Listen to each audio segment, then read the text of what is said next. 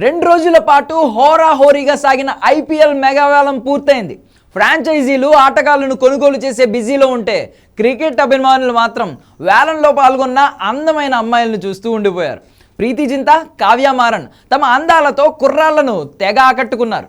మెగావేలం నిర్వాహకురాలు మల్లికా సాగర్ కూడా centre of అట్రాక్షన్గా నిలిచింది. ఆమె ఒక art collector. Mallika career journey లండన్లోని సోథెబైస్లో ప్రారంభమైంది.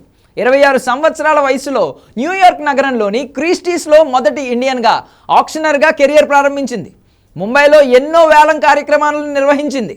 2021లో ప్రో కబడ్డీ లీగ్ వేలం ద్వారా ఆమె అందరి ప్రశంసలు అందుకుంది. ఆ తరువాత 2023 ఫిబ్రవరిలో నిర్వహించిన మహిళా ప్రీమియం లీగ్ వేలం కూడా ఆమె నిర్వహించింది. ఐపీఎల్కు మొదటి ఉమెన్ ఆక్షనర్గా గుర్తింపు తెచ్చుకుంది.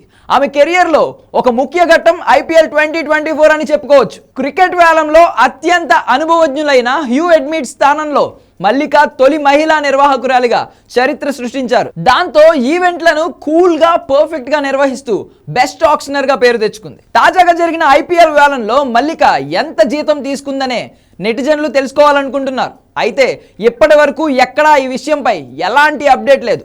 2 రోజుల పాటు జరిగిన వేలంలో 182 మంది ఆటగాళ్లు అమ్ముడుపోగా 10 జట్లు కలిసి 639.15 కోట్లు వెచ్చించాయి.